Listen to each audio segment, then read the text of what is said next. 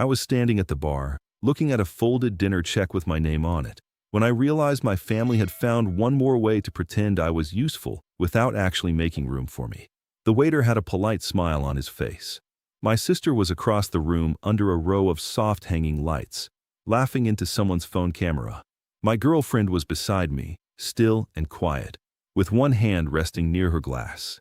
I handed the folder back and said, "I think you've got the wrong person." He glanced toward the main table. "I'm sorry, sir. I was told you'd be taking care of it." I remember the sound in that moment more than anything else. Silverware tapping plates. A burst of laughter from the long table. Ice shifting in someone's drink. Everything normal. Everything easy for everyone except me. I did not argue. I did not go over to my sister. I just sat there for a second with my hand still half raised, and I watched the waiter step away.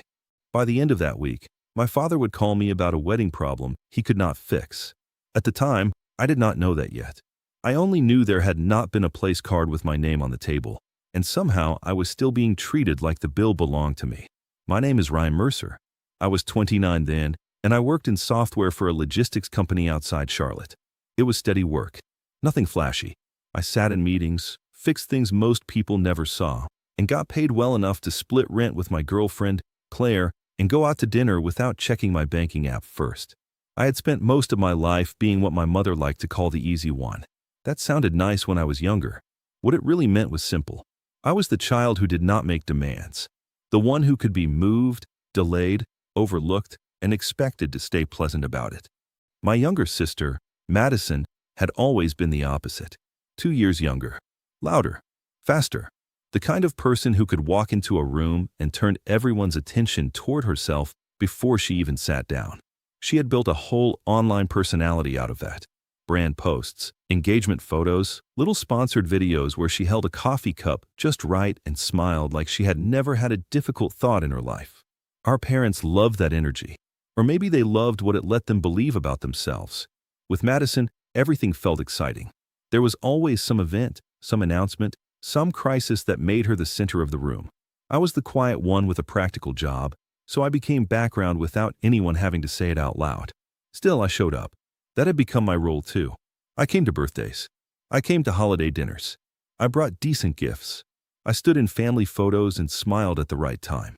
I kept the peace mostly by saying less than I wanted to. When Madison got engaged to her boyfriend, Brent, I found out through a group text that included 6 ring photos, a champagne emoji, and a caption that said something about forever starting now. My mother texted me the next day asking if I was happy for my sister, not asking how I was doing. Not even really asking a question, just placing a duty in front of me. So I did what I always did. I said congratulations. I clicked the little heart on the photo. I agreed to come to the engagement dinner. Claire was the one who convinced me not to back out. "It's one evening," she said that morning while the bathroom mirror fogged around us. "We go, we stay calm, we leave early, and then we get ice cream somewhere that doesn't charge $20 for a drink." That was Claire. She had a soft voice and a very clear way of seeing things. She never pushed hard. She just stood beside the truth until I was ready to look at it. The dinner was on a rooftop downtown, the kind of place with string lights, pale stone floors, and servers moving around with little trays balanced on one hand. There were tall heaters near the corners, even though the night was warm. Everything smelled faintly like citrus peel, expensive perfume, and grilled meat drifting over from the kitchen doors. We arrived a few minutes early. Claire always preferred that. As soon as we stepped into the private event space, I saw the table. It was a long white setup near the windows with candles in glass sleeves and small gold-edged place cards arranged in a neat line. My mother's name was there. My father's. My aunt and uncle. Brent's parents. A cousin I barely knew. A few friends from Madison's side. I scanned once. Then again, Claire stepped closer to the table and looked with me. Maybe they're at the other end. There was no other end. Before I could say anything, Madison came over with Brent beside her. She had on a fitted silver dress that caught the light every time she moved. Brent looked like a man who had already learned to laugh half a second after she did. "Ryan," she said, smiling in a way that never reached her eyes. "Wow, you actually made it." I said, "Why wouldn't I?" She shrugged one shoulder. "You're always busy with work. And this is kind of a whole thing." Then she turned to Claire, gave her a quick, careful hug, and said, "Your dress is adorable." Claire thanked her. Calm. Easy. Better manners than any of them deserved. Madison lifted her glass and nodded toward the bar area. There are some open tables over there. It's more relaxed anyway. That was it. No apology. No confusion. Just a clean little dismissal delivered like she was doing us a favor. Claire and I walked to the cocktail tables near the back. I could feel the stiffness in my shoulders by then. The music was low. Glasses clinked. My father was already laughing too loudly at something Brent's uncle said. From a distance, the whole scene looked warm and polished. Up close, it felt like being placed just outside a locked door and told not to make it awkward. I kept telling myself it was one dinner. I sat on a high stool and loosened my jaw. Claire touched my knee under the table once, just enough to say she had seen it too. The speeches started not long after. My father stood and said a few emotional things about family, about love, about how proud he was. My mother looked at Madison the way she always did when Madison was getting exactly what she wanted. Brent made a short toast. People clapped. Servers moved in with plates. No one asked where I should sit because no one planned for me to sit at all. We were given food much later, after most of the main table had already finished. A server set down 2 plates with an apologetic look. The vegetables were cool by then. I remember cutting into a piece of chicken that had already gone dry around the edges. Claire ate a few bites and set down her fork. I did not complain. I did what I had done for years. I made it smaller in my own mind so I could get through it. Then the waiter brought the check. And after he left, Claire took a sip of her drink and said, very quietly, "That wasn't a mistake." I looked at her. She held my eyes for a second. "You know that, right?" I did. For a long moment, I said nothing at all. Then I put the phone face down in my mind, the way I always did with them. Only this time, something in me did not settle back into place. Then I waited. The next morning felt ordinary in all the ways that make a bad night harder to explain. Claire was in the kitchen making coffee. I could hear the soft knock of a spoon against a mug and the low hum of the dishwasher we always ran before bed. Light was coming in through the blinds in thin stripes across the counter. I stood there in socks, looking at my phone, and for a few seconds I almost convinced myself I had imagined the whole thing. Then I opened the family group chat. There were already photos from the dinner. Madison at the center of the table with both hands lifted, showing off her ring. My mother leaning into her shoulder. My father grinning with a wine glass raised. Brent kissing her cheek while someone had added a caption about the perfect night. There was one short video too. A pan across the dinner table, candles lit, everyone smiling, music in the background. Claire walked over, set a mug beside me, and looked at my face. "You watched it?" she asked. I nodded. She did not ask to see. She did not need evidence. She had been there. After a minute she said, "You know this isn't a one-time thing." That was the part one had been avoiding for years. It would have been easier if Madison had just been rude once in a while. Easier if my parents had only missed one moment, forgotten one birthday, made one bad call. But that was not what it was. It was a pattern so old that I had started mistaking it for personality. When I was a kid, Madison broke things and cried until someone comforted her. I lost things and got told to be more careful. When she forgot homework, my mother drove it to school. When I stayed up late finishing a project, my father would glance at it and say, "Good. That's what's expected." Nothing was openly cruel. That was the clever part. It was always small enough to deny. Small enough to make me sound petty if I named it. I sat down at the kitchen table and unlocked my phone again. My mother had sent a separate message around midnight. "I hope you didn't feel awkward about the seating. It was a tight setup. You know how these events are. No apology. Just a smooth little explanation laid over the top of what had happened." Claire leaned against the counter and folded her arms. "Are you going to answer?" I looked at the message for a while. Then I typed. It was strange not to have a seat. I watched the typing bubble appear almost immediately. "Ryan, please don't make this into something bigger than it was." Madison had a lot on her plate. I set the phone down. Claire gave me a look but did not say anything. That was one of the reasons I trusted her. She never rushed in to fill silence. She let me hear my own thoughts. Over the next 2 weeks, the wedding talk kept moving like a train that had never intended to stop for me. Save-the-date cards went out. My parents started calling it the event of the summer. Madison posted engagement content every few days. Dress fittings, venue clips, sponsored skincare before bridal season. Little videos of Brent pretending to hate cake, tasting while eating 3 forks of it anyway. My card arrived late. Bent corner. No envelope liner. My name written as Ryan plus guest in dark ink that looked rushed. I remember turning it over in my hand at the mailbox while a lawn mower droned somewhere across the complex. There was that smell of cut grass and hot pavement, and I just stood there staring at it. When I got upstairs, Claire was at the table with her laptop open. "That it?" she asked. I handed it to her. She looked at the front, then at the back. "They didn't even print your name." I sat down across from her. "Apparently not." She ran her thumb over the bent edge. "This is on purpose." I knew that too. But knowing something and admitting it are not the same. A few days later, I called my mother anyway. That was still the version of me I was at the time. The one who gave people one more chance after they had already spent it. She answered in a bright voice like nothing had happened. I asked about the invitation. She laughed softly and said Madison was overwhelmed. Vendors, guest counts, final edits, all of it. Then she said the sentence I had heard in some version my whole life. "You are so sensitive about these things." I stood by the window while she said it. Traffic moved below in a slow line. Someone in the next building had music on, bass low through the wall. I said, "I'm not sensitive. I'm noticing." There was a pause on the line.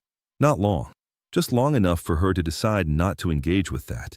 "Well," she said, "I'm sure she didn't mean anything by it." That was the family rule in one sentence. She didn't mean anything by it. So I was expected not to mean anything by it either. After that call, I stopped trying to translate their behavior into something kinder than it was. I still did what was required. I mailed my father a birthday gift when he turned 60. I showed up to my niece's school recital because I had promised her I would come. I answered practical messages when they were directly sent to me. But I stopped reaching. I stopped volunteering warmth into rooms that gave none back. Madison noticed only when she needed something. The bridal shower invitation for Claire came in a neatly packed box with tissue paper, a ribbon, and a candle labeled something like Bride Tribe Energy. Mine came as a text. "You can come too if you want. Bring something decent from the registry, LOL." Claire read it and looked up at me from the couch. "You don't have to go." I knew that, but by then I was still trapped in an old reflex. If I skipped it, I would become the difficult one, the absent one, the brother who could not just be happy for his sister. So we went. The shower was at a vineyard about 40 minutes outside the city. One of those places with gravel drives, white fences, and event signs propped on easels near the entrance. It smelled like sunscreen, chilled wine, and damp wood from the barrel room. There were framed hashtags near the gift table, a photo station with artificial flowers, small desserts arranged so carefully they looked more decorative than edible. Madison moved through it all like she was hosting her own media launch. Claire got pulled into a game with the bridesmaids. I stayed near the edge of the patio with a plastic glass of sangria I did not want. Brent's friends were talking about bachelor trip plans. My mother was showing someone photos of centerpieces.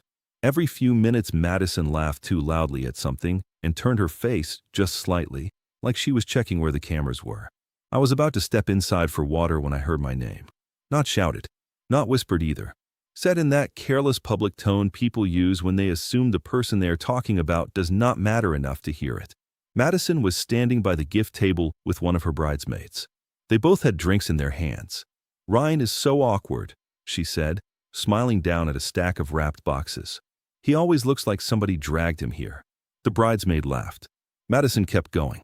"Honestly, he's like a background extra in his own life." There was another laugh, softer this time. Then the bridesmaid said, "He's kind of cute though." Madison gave a short dismissive sound. "Please. He's just the off-brand version of Brent." I stopped where I was. I did not step forward. I did not interrupt. I just stood there with one hand on my cup and let the sentence land all the way. That was the moment, more than the dinner, when something old in me stopped making excuses.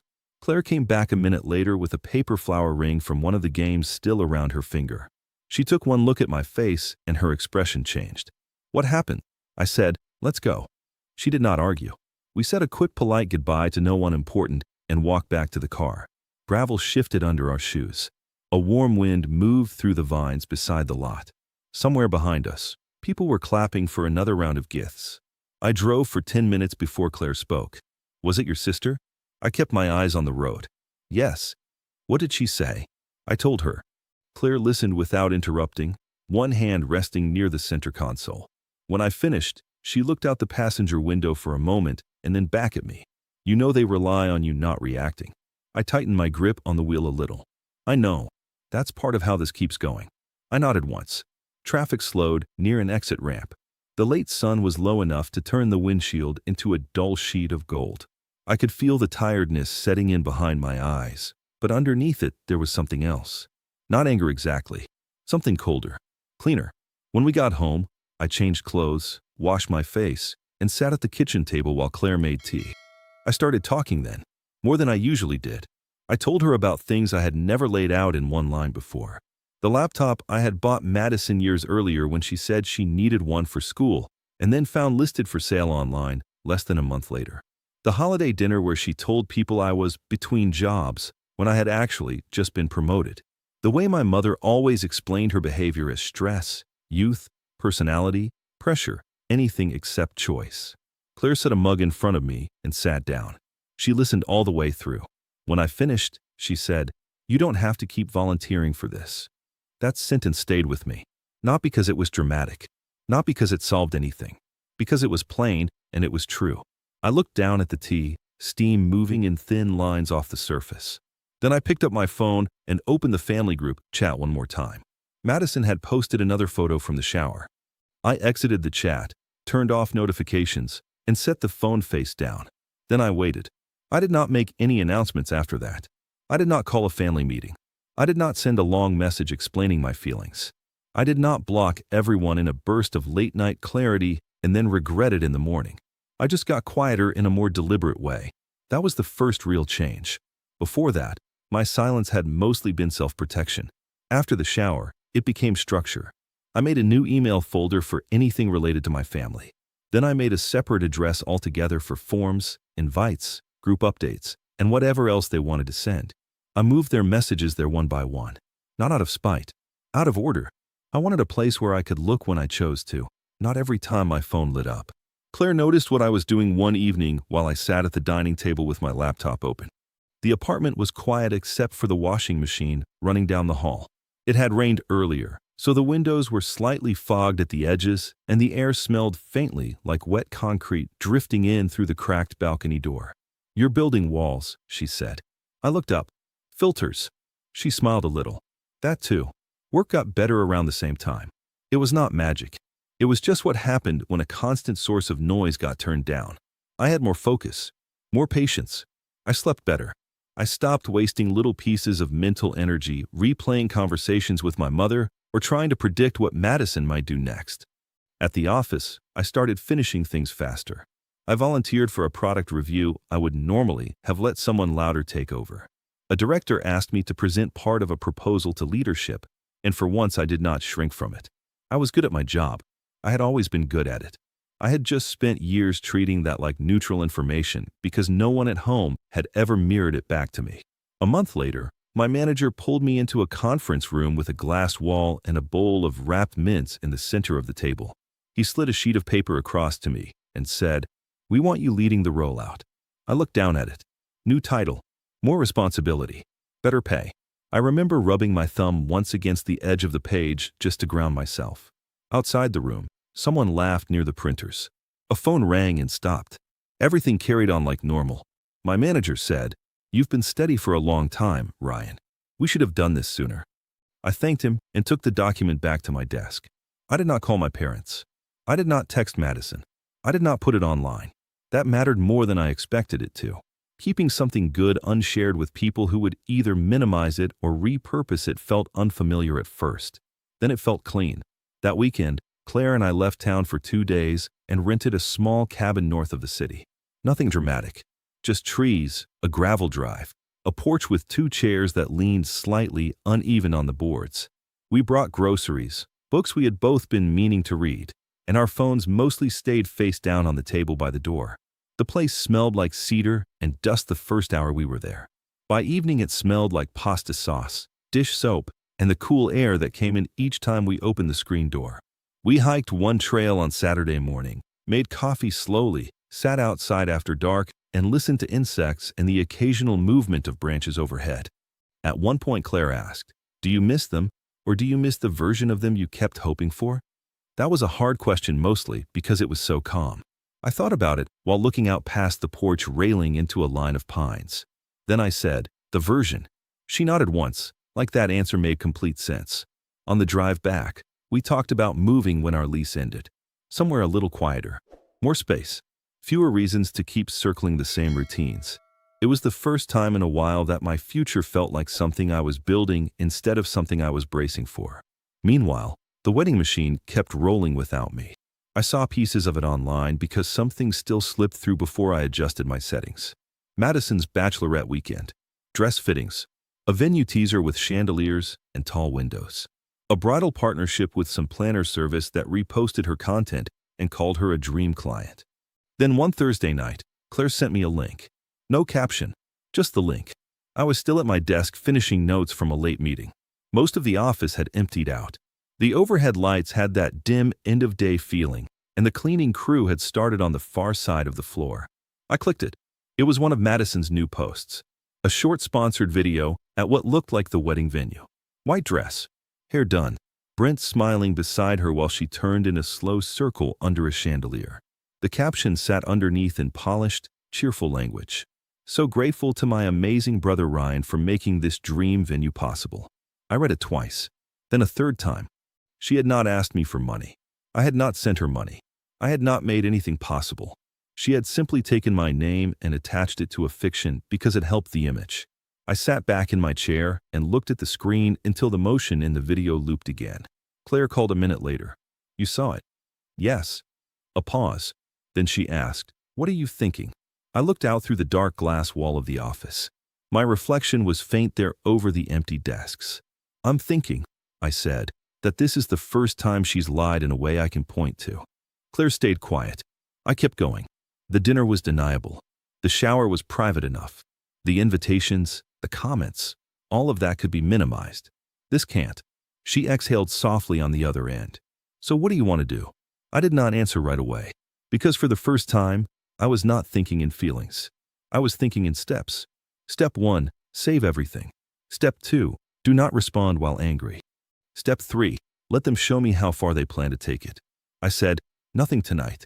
When I got home, Claire was already on the couch in socks and an oversized sweater, her laptop open but forgotten beside her. I sat next to her and opened the post again. We looked at it together. There were comments underneath already. People praising me for helping, calling me generous, saying Madison was lucky to have such a supportive brother. One woman had written, men like this restore my faith in family. Claire made a small sound that was not quite a laugh. Did she tag vendors? I asked. She did. I clicked through and looked more closely. Planner account, venue account, bridal styling account. It was not random. It was coordinated, professional enough to matter. I took screenshots of everything. The post, the comments, the timestamp, the tags. Then I saved the video itself. Claire watched me without interrupting. When I finished, she said, you already know they're going to call. They'll start with my mother, then your father, then maybe Brent. She leaned back into the couch cushion. And your sister? I looked at the phone in my hand. She'll message like this is all normal. That part turned out to be exact. I did not answer anyone for 3 days. My mother called first, then twice more. My father left one voicemail asking me to call when I had a second. Madison sent a message that said, it's just promo language. Don't make it weird. Brent sent one that was somehow both casual and pleading. Hey man, if there's confusion, let's just clear it up offline. I read them all once. Then I filed them. By Sunday evening, I had 17 missed calls. I sat at the dining table with my laptop open and a yellow legal pad beside it. Claire was across from me paying bills, the lamp over her shoulder throwing a warm circle of light over the wood grain. Outside, the building was quiet. Somewhere upstairs, a chair scraped the floor and then stopped. I opened a new page and wrote 3 lines. 1. Keep records. 2. Do not argue by phone. 3. Let people reveal themselves. Claire looked over. Rules? Yes. She nodded like that was the most reasonable thing in the world. Then I opened the family group thread from my laptop, not my phone, and read backward through the last 2 months. Photos. Assumptions. Requests. Jokes at my expense disguised as affection. Madison using my name in public. My mother smoothing over every offense before it was even named. My father appearing only when something practical was needed. Patterns are easier to see when they are laid flat in front of you. I was still reading when a new voicemail came in from my father. This one sounded different. His voice was lower, less polished. There was strain in it. "Ryan," he said, "I know things have been tense, but we need to talk about the wedding. Something's come up. Call me when you get this." I played it once. Then again. Claire had gone very still across from me. "What is it?" she asked. I set the phone down between us and said, "I think something finally went wrong." Then I waited. I let the voicemail sit for about 10 minutes before I called my father back. Not to make him nervous. Not as a tactic. I just wanted to be sure I was calm. Claire stayed at the table across from me, one hand around her mug. The apartment was quiet except for the low rattle of the air vent and a car alarm that chirped once somewhere outside and then stopped. I called on speaker and set the phone down between us. He answered on the first ring. "Ryan, thanks for calling." His voice had that careful tone people use when they are trying to sound normal inside a situation that is not normal at all. "What happened?" I asked. He let out a long breath. "There's been a problem with the wedding venue." I did not say anything. He continued, slower now. "Apparently the place Madison posted about wasn't actually secured. There was some confusion with the contract. Deposits. Dates. I don't have every detail, but as of right now, they do not have the venue." Claire looked at me but said nothing. I asked, "When did they find that out?" "This afternoon." The answer came too fast, which told me he had already repeated this to more than one person. "And the wedding is still on the same date." "It's supposed to be." Another pause. "That's why I'm calling. We're in a difficult spot here." "We." That word always arrived when there was cleanup to do. He started explaining in broad circles. Madison was overwhelmed. Brent was trying to stay calm. My mother had been on the phone all afternoon. Vendors were tied to the original date. Guests had already booked travel. The planner was not being helpful, which I suspected meant someone outside the family had finally started using words like signed, due, and non-refundable. Then he got to the real point. "You've always been good at figuring things out," he said. "You're organized. You know how to handle systems. I thought maybe you could help us find a solution." Us again. I sat back in my chair and looked at the legal pad in front of me. Rule 1. Keep records. Rule 2. Do not argue by phone. Rule 3. Let people reveal themselves. So I asked, "What exactly are you asking for?" He hesitated. "Maybe help locate a replacement. Talk to some people. Do what you do." That almost made Claire smile. What I did, professionally, had spent years being called computer stuff by the same people who now wanted me to rescue an event built on appearances and poor paperwork. I said, "I'll think about it." There was a beat of silence on the line, and I could almost hear him adjusting to the fact that I had not said no. "Okay," he said quickly. "That's all I'm asking. Just think about it." After we hung up, Claire leaned back and folded her arms. "That was fast." "Yes." "You're not going to help them, are you?" I looked at the phone, then at the screenshots I had already saved from Madison's sponsored post. "I'm going to look at the situation clearly," I said. Claire knew me well enough to hear the difference. The next morning the messages started. My mother first. Soft tone. Family language. "I know things have been complicated, sweetheart, but your sister really needs support right now." Madison next. Humble in a way I had never once seen from her when things were going well. "Can we please talk? I know we've had tension, but you're still my brother." Then Brent. "Man, I know timing is bad, but if you can help us land a place, it would mean a lot." I did not reply to any of them. Instead, I opened a spreadsheet. Not because I was feeling generous. Because once I decide to understand something, I prefer to understand it completely. I made columns for venue name, distance, capacity, available dates, published contact information, social proof, and likely price range. Then I started researching every property within driving distance that could hold a wedding the size Madison had been planning. The numbers made the problem obvious almost immediately. Short notice, peak season, weekend demand, large guest count, specific aesthetics. None of those things were impossible on their own. Together, they narrowed the field down to almost nothing. But the research gave me something more useful than answers. It gave me shape. This was no longer a family wound floating around in my head. It was a system with inputs, deadlines, public claims, and practical failure points. By noon, I had enough to know 3 things. First, if Madison had properly booked the original place, she would have had receipts, a signed contract, and a clear point of contact. The fact that she did not meant she had been performing certainty online without securing it in real life. Second, Any replacement venue that matched her image would require real money and real paperwork immediately. Third, she still assumed I could be inserted into the process at the last minute to absorb the pressure she had created for herself. That afternoon, I called someone named Nolan. He was a friend of Claire's old roommate, one of those people who had worked events long enough to know every florist, venue manager, and planner within 2 counties. We had met only twice before, both times at birthday dinners, but he picked up right away. "Ryan, what's going on?" I gave him the cleaned-up version.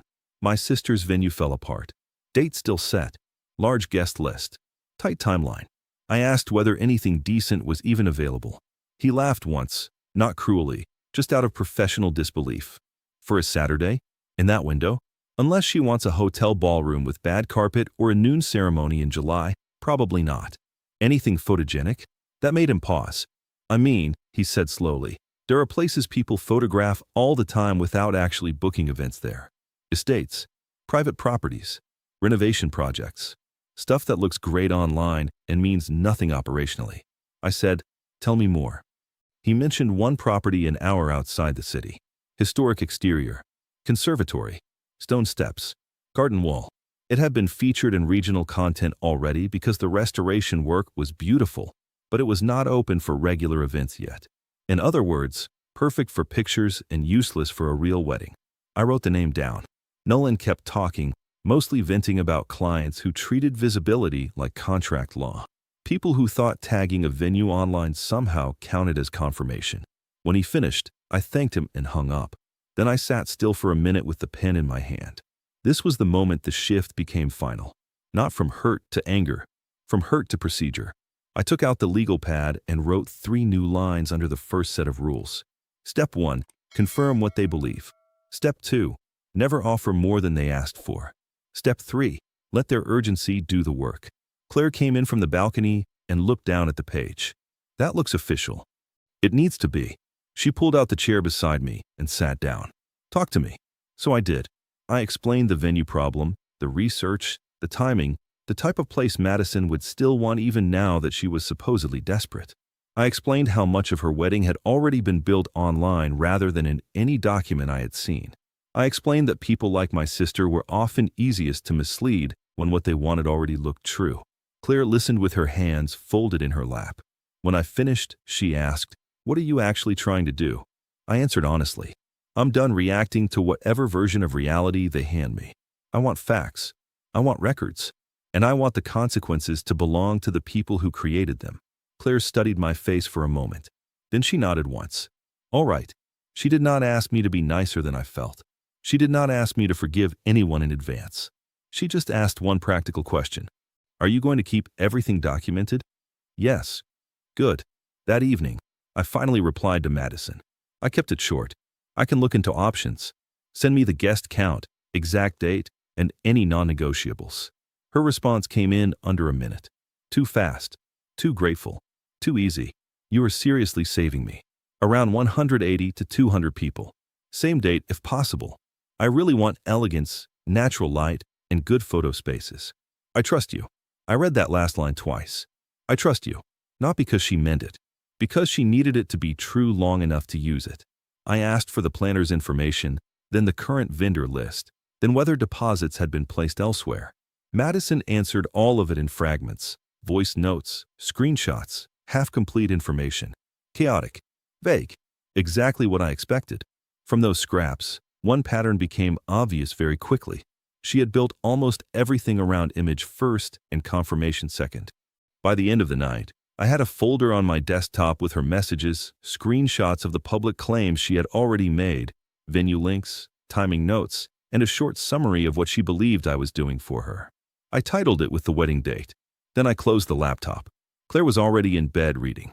I changed clothes, washed my face, and stood for a minute in the bathroom with both hands on the counter. Towel cool under my feet. Water still ticking once in the sink pipe. My own reflection looking calmer than I felt. For most of my life, I had thought staying quiet meant staying passive. I knew better now. Sometimes quiet is how you line things up. The next morning, Madison sent me another message with 3 heart emojis and a photo of a dress bag hanging from her closet door. Under it she wrote, "I knew you'd come through." I did not answer. I opened the folder instead and began arranging everything by date. Then I waited. By that point, I was no longer thinking about the wedding as a family event. I was thinking about it as a chain of dependencies. If this happened, then that would happen. If this document was missing, then that person would have to improvise. If one false assumption stayed in place long enough, the whole structure would keep standing right up until the moment it did not. That was easier for me to work with than emotion. Over the next week, I kept contact with Madison almost entirely through text and email. That was intentional. Phone calls left too much room for tone, interruption, revision.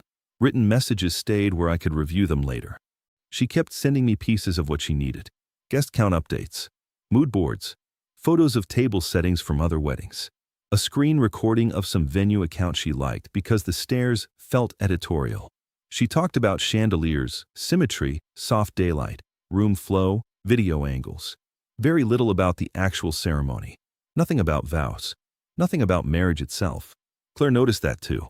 One night we were eating takeout at the table, curtains open between us, when she said, "She talks about this the way people talk about a campaign launch." I looked up from my phone. That's because she is. The words came out flatter than I expected, but I meant them. The next step was simple. I sent Madison photos of the property Nolan had mentioned, the one that looked finished in pictures, but was not actually operating as an event venue. Wide stone entrance, tall windows, glass conservatory, a staircase that photographed beautifully from below. It was exactly the kind of place she would mistake for certainty. Her answer came in less than 30 seconds. "Oh my God." Then another. "This is it." Then another. "Can you get it? Please tell me you can get it." I let that sit for a while. Then I wrote back, "I know someone who may be able to connect me. No promises. I need to see what's even possible this late." That phrasing mattered. It left room. It also made me sound careful, which made her even more likely to trust whatever came next. From there, I built the process the way I would have built a work handoff. One folder for venue materials, one for guest-related messages, one for the public posts using my name, one timeline document where I log what she asked for, what I sent, and what she claimed publicly afterward. I was not improvising anymore. I was auditing. A couple of days later, Madison asked if I could also help with photography because her first choice was suddenly unavailable. I almost laughed when I read that, because it fit the pattern so perfectly. Every time something unstable collapsed, she reached for the nearest person she thought would absorb the impact. That was when I called my cousin Evan. He was a photographer. Good one too.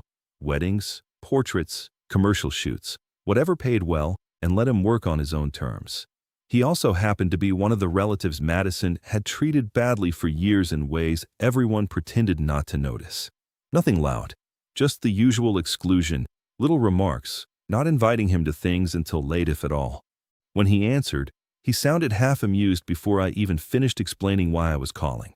"You want me involved in Madison's wedding?" In a controlled way. He laughed for a solid 5 seconds. I waited. When he calmed down, he said, "All right. Explain what that means." So I did. Not every detail. Just enough. The fake gratitude. The public lies. The venue issue.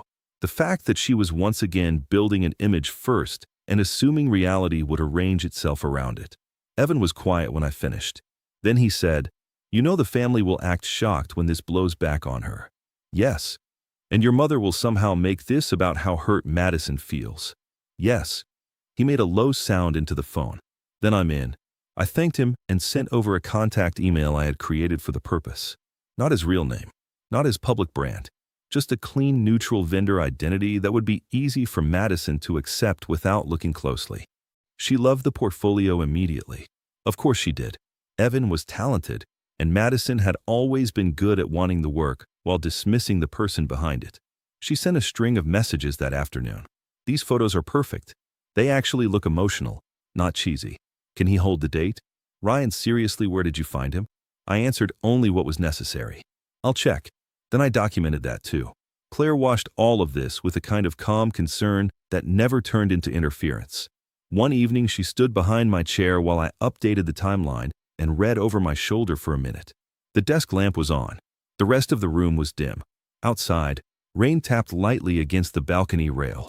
The whole apartment smelled like laundry detergent because she had just folded a load of towels. "You've made this very organized," she said. "It needs to be." She rested one hand on the back of my chair. Do you know what outcome you actually want? That was a fair question. I leaned back and thought about it. Not revenge in the loud sense. Not a dramatic confession. Not some public speech where everyone finally understood my pain. I did not believe in any of that.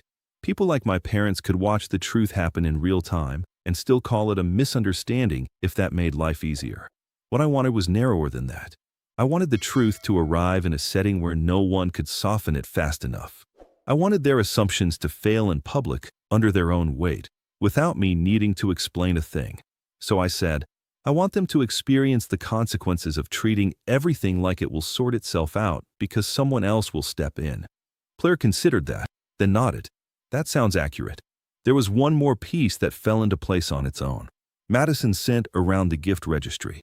It came through the family group email first, then again through a text thread, then once more through a social post with a cheerful caption about helping us build our forever. It was enormous. Kitchen appliances they did not need. Decor items chosen for price more than function. Cash funds for travel. Some gaming system Brent had apparently added. A collection of things that looked less like a beginning and more like a catalog assembled by two people who assumed an audience would finance the aesthetic. I opened the registry and scrolled.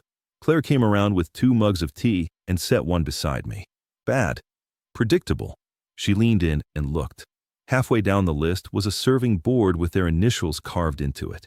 Below that, some luxury luggage. Below that, a set of monogrammed linen napkins that cost more than my first desk chair. Claire raised her eyebrows. They are asking for a lot. Yes. I kept scrolling. Then an idea came to me so simply that I almost missed how useful it was. Not something illegal. Not something loud. Just an exposure point. Another page. Another list. Same names. Same event. Same public-facing style. Only slightly off. Just enough that people would start noticing and asking questions. I did not say that out loud right away. Instead, I opened a blank document and started outlining. If I was going to keep doing this, it needed the same structure as everything else. Step 1. Maintain written records. Step 2. Feedback only what they are ready to believe. Step 3. Never overstate. Let them overcommit on their own. Step 4. Keep a clean line between what I said and what they assumed. I wrote those down and underlined the last one. That rule mattered most. Because the confrontation, when it came, would not be about emotion. It would be about sequence. Who said what? Who confirmed what? Who posted what publicly? What had actually been booked? What had only been claimed? Facts age well. That was one of the things I had learned at work. People can argue with tone. They can argue with intention. They can argue with memory. Documents are harder. Over the next few days, Madison became almost cheerful again. That told me more than any confession would have. She believed the crisis had passed because she believed I was in motion on her behalf. She started posting soft little hints again. Not full venue tags this time, but enough to suggest that things were back on track. My mother called once and left a glowing voicemail about how proud she was that I had stepped up for the family. My father texted, "Knew we could count on you. Count on me." There it was again. The family creed. I saved that too. Then came the message that shifted everything from preparation to countdown. Madison sent me a screenshot of her updated wedding website, followed by a text that read, I went ahead and put the venue info in. Needed to finalize the page for guests. Hope that's okay. I opened the screenshot. There it was. The estate name. The date. A polished little paragraph about timeless elegance and garden views. Written like a certainty. Published before any real booking existed. I stared at it for a long moment. Claire was sitting on the couch reading. She looked over when I did not speak. What is it? She posted the venue. Publicly. Yes. She set her book down. Before anything is real. Yes. That was the point of no return. Because once she made it public, the lie had a schedule. Guests would plan around it. Vendors would reference it. Family would repeat it. Everything from that point on would build on a claim she wanted to be true badly enough to act as if it already was. I did not stop her. I did not correct it. I updated the timeline instead. Date of public website change. Date of prior sponsored venue claim using my name. Date of father's voicemail asking for help. Date of Madison's written request. Date of her posting before confirmation. Then I closed the laptop and sat still for a while. In the kitchen, the refrigerator motor kicked on softly. A bus passed outside with that low air brake sigh. Claire crossed the room and sat next to me without speaking. After a minute she asked, "Are you ready for what happens when this reaches the actual day?" I looked at the timeline, then at the screenshot again. "Yes," I said, "I think I am."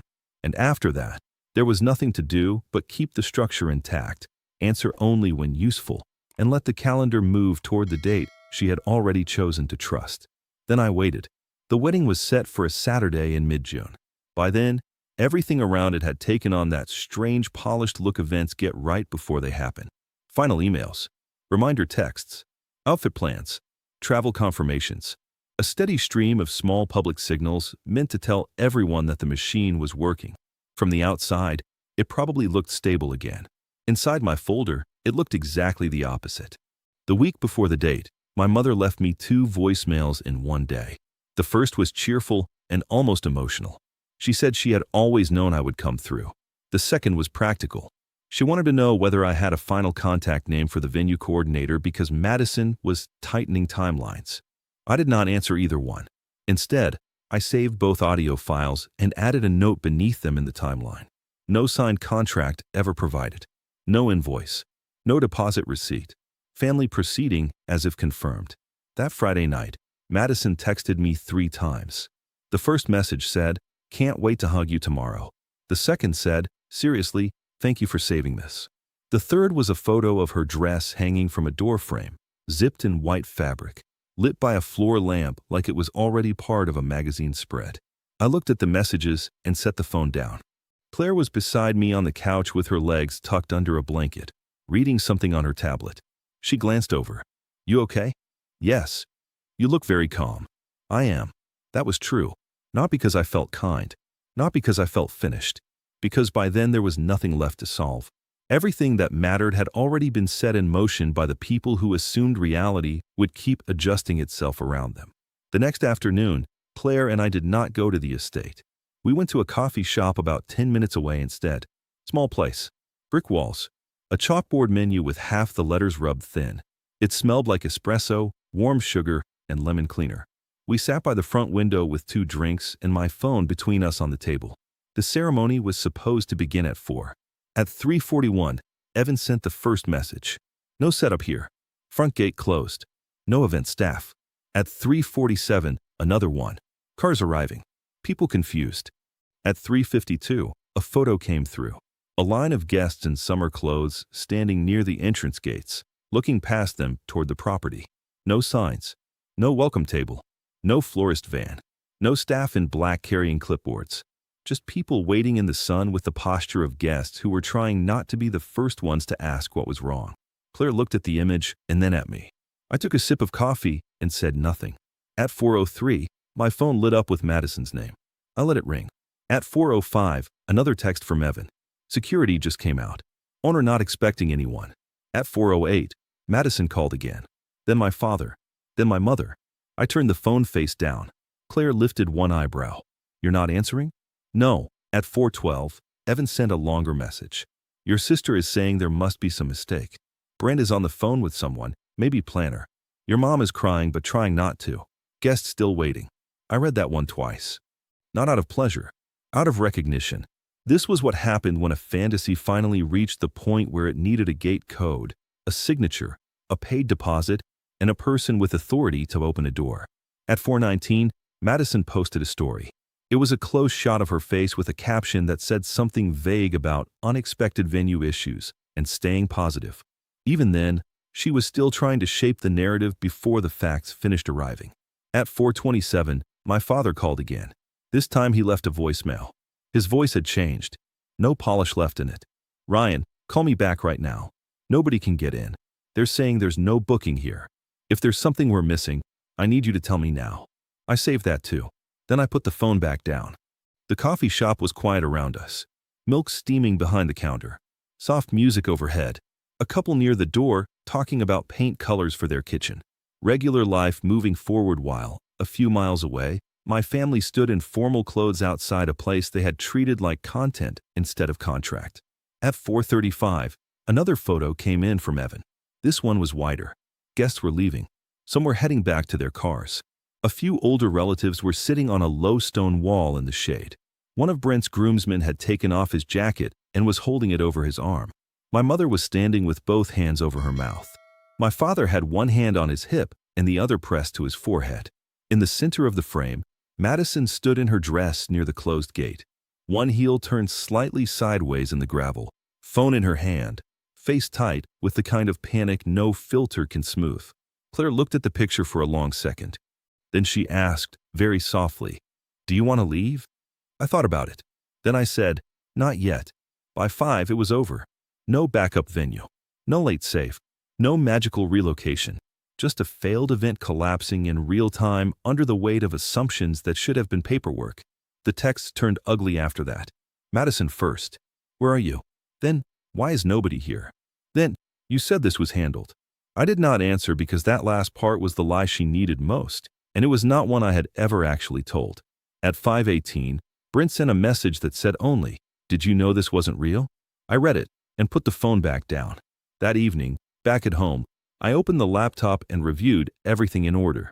Her first request for help, her written list of non-negotiables, my exact wording, her public post using my name, the wedding website screenshot showing the estate before confirmation, my father's voicemail, my mother's voicemails, the messages during the collapse.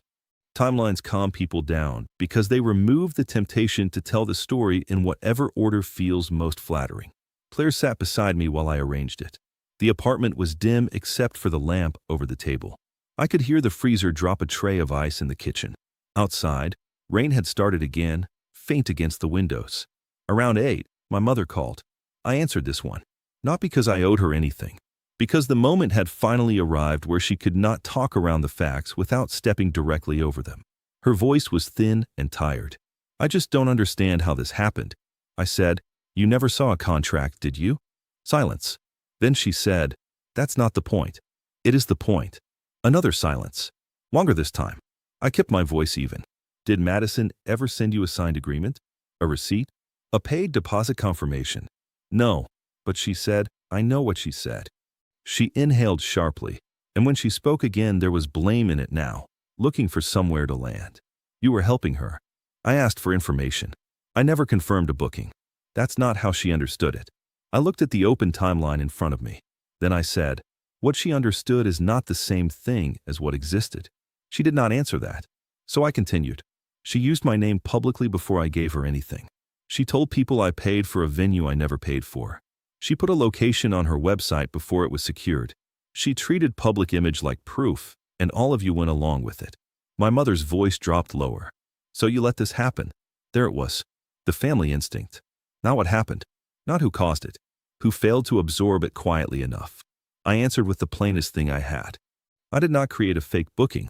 I did not publish a venue before it was confirmed. I did not tell 200 people to show up at a property that was never reserved. She went quiet. Completely quiet. When she spoke again, her voice sounded older. She's devastated. I believe that. I also believe devastation was not the same thing as innocence. I said, then maybe she'll remember this the next time she decides that saying something online makes it true. My mother hung up without another word. An hour later, my father sent a text asking if we could meet in person the next day. He said we needed to clear the air before the story spread further among relatives and vendors. That part almost interested me. Not the need for clarity. The instinct to manage spread. I answered, tomorrow. Public place. Noon. He replied, fine. I closed the laptop after that and finally stood up. Claire rose with me and touched my arm lightly. You did well, she said. I shook my head once. I was clear. She gave me that same small, steady look she always had when I was trying to downgrade my own strength into something more acceptable. Then she said, yes, that too. I cleaned the table, rinsed the mugs, wiped down the counter even though it did not need it. Small physical tasks, measurable ones, the kind that return a room to order. Before bed, I printed the timeline. Not for drama, not for performance, just because paper changes the pace of a conversation. Screens flicker, phones buzz, printed pages sit still. I put the stack in a plain folder and left it by the door. Then I waited.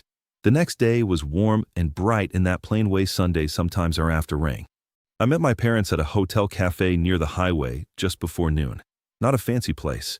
Clean tables, quiet air conditioning, coffee smell, and that faint lemon polish scent hotels always seem to have in their lobbies. I chose it because it was public, predictable, and not sentimental. No one could turn it into a family scene there. I got there first. I ordered iced tea, sat near the back, and placed the folder on the table beside my phone. Then I waited. My father walked in first. He looked tired in a way I had not seen before. Not broken, just worn down. My mother came in a few seconds later wearing large sunglasses even though we were inside, then took them off and sat across from me without meeting my eyes. No one hugged. My father said, "Thanks for coming." I nodded once. A server came by, took their order, and left. For a minute, the only sound at our table was ice moving in glasses and the low murmur from a television over the bar carrying a golf tournament with the sound off. Then my mother said, "Your sister hasn't stopped crying." I looked at her for a second and said, "I'm sure she's upset." That answer seemed to frustrate her because it did not give her anywhere to go. My father leaned forward slightly. "Ryan, we need to understand what happened. And we need to be honest with each other." "That would be a change," I said. He looked down at the table, then back at me. "Did you know the venue wasn't booked?" I opened the folder. Not fast, not dramatically, just the way I would open notes for a meeting. "I knew I never saw a signed contract," I said. "I knew Madison used my name publicly before anything had been confirmed. I knew she posted venue information before there was proof of a reservation. Those are facts." I slid one printed page across the table. My mother glanced at it and frowned. "What is this? A timeline?" She looked offended by the word itself. My father picked it up and started reading. Date of Madison's public post claiming I made the venue possible. Date of my saved screenshots. Date of his voicemail asking for help. Date of her written request with guest count and aesthetics. Date of the wedding website update listing the estate before confirmation. Date of the wedding day collapse. Each item short. Neutral. No opinions. Just sequence. My father turned to the next page. My mother did not. Instead, she said, "This is cold." I looked at her and answered, "No, it's clear." That was the first moment either of them really looked at me as if I were not going to bend the conversation into something easier. My father kept reading. Finally, he said, very quietly, "She really did put it on the website before anything was secured." "Yes." "And she told sponsors you had paid for it." "Yes." My mother's face tightened. "You could have corrected her." I let that sit for a second. Then I said, "She could have corrected herself." The server arrived with their drinks and set them down. No one touched them. My father put the papers flat on the table. "Did you mislead her?" I answered carefully because that mattered. I asked for information. I told her I would look into options. I never told her a venue was confirmed. I never told her a contract existed. I never told her deposits had been paid. She kept acting as if possibility meant certainty. He nodded once, slowly.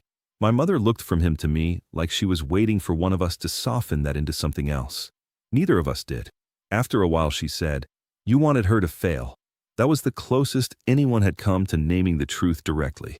I took a sip of tea before answering. I wanted the pattern to stop. She stared at me. So I went on. "For years Madison has said what she wants to be true, and all of you have helped hold it up. Even when she lies. Even when she uses people. Even when she humiliates them. Someone always steps in. Someone always smooths it over. Someone always explains it for her. This time, no one could." My mother shook her head. "She's your sister." "Yes," I said. "And I was her brother when she left me without a seat at her engagement dinner. I was her brother when she joked about me in front of strangers. I was her brother when she used my name online for attention and money. That part never seems to matter as much to you." There was no yelling. No dramatic pause. Just the truth laid out in a room with neutral carpeting and hotel coffee. My father leaned back and rubbed one hand over his mouth. When he finally spoke, he sounded tired all the way through. "I should have asked for documents." "Yes," I said. My mother looked at him sharply. "So now this is our fault." He did not answer her right away. Then he said, "Some of it is." That seemed to land harder than anything I had said. She sat back in her chair and folded her arms, not defensive exactly, but closed. A few minutes later my father asked, "What now?" I had thought about that already. "Now," I said, "I'm stepping out of the cycle." He looked at the folder, then at me. "I'm not doing emergency fixes anymore. I'm not responding to guilt calls. I'm not going to be listed in posts, plans, or family obligations that treat me like support equipment. If Madison contacts me, it needs to be direct and truthful. If either of you contact me, it needs to be respectful. Otherwise, I won't answer." My mother gave a short, unbelieving laugh. "So that's it. You're cutting us off." "No," I said. "I'm setting terms." That sentence changed the air at the table. Because cutting people off sounds emotional, temporary, something a family can wait out and then criticize later. Terms are different. Terms require behavior. My father nodded once, slowly again.